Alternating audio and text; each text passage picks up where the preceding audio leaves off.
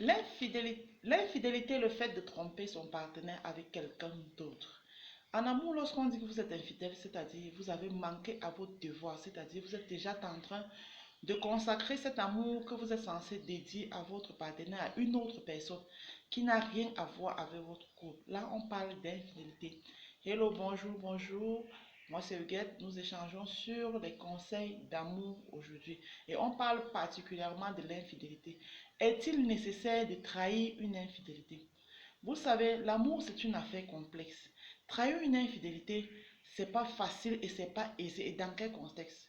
Pour moi, lorsque vous vous intermédiez, vous vous mettez entre deux personnes, pour chercher à comprendre ce qui se passe entre eux et chercher à dénoncer l'un ou l'autre, ça fait problème.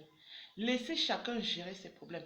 Il y a des situations où il n'est pas nécessaire de trahir une infidélité. Prenons un exemple très simple.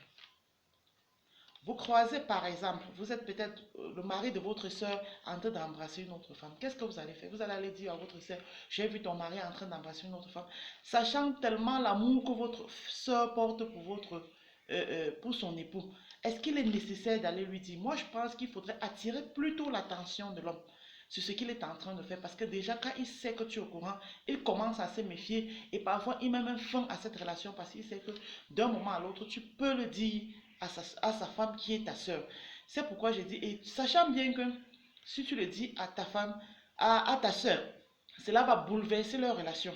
Cela va même aller peut-être jusqu'à la rupture ou peut-être cela va aller à un traumatisme de la part de votre soeur. Parce que je vous dis toujours en amour, la personne qui souffre trop, c'est celui qui a plus investi. Parce que vous voyez souvent dans une relation, la femme a tellement investi son amour que lorsqu'il y a petite chose, ça la traumatise.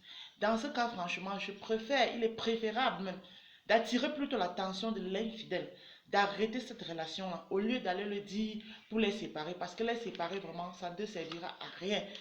C'est un truc qui peut arriver. Et ils peuvent vraiment réparer cela d'une autre manière. Tu peux réparer cela d'une autre manière sans toutefois entrer dans leur couple et chercher à les séparer. Parce que si vous essayez de les séparer en trahissant son infidélité et il s'avère que l'homme parvient à convaincre la femme qui n'est pas infidèle, je vous assure, vous allez être vu comme le démon à jamais. Comme celui qui veut séparer le couple des gens à jamais. Donc, pour moi, s'il y a infidélité, essayez plutôt d'attirer l'attention de l'infidèle sur sa mauvaise compagnie ou sur son mauvais choix ou le mauvais chemin qu'il est en train d'emprunter et demandez-lui d'arrêter cela franchement.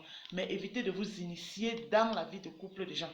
Attirez l'attention à cette personne et retirez-vous.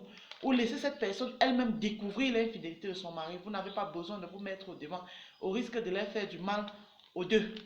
Vraiment, c'est ma contribution en ce qui concerne l'infidélité. Bon, vraiment, laissez les gens gérer leur foyer. À bon entendeur, salut!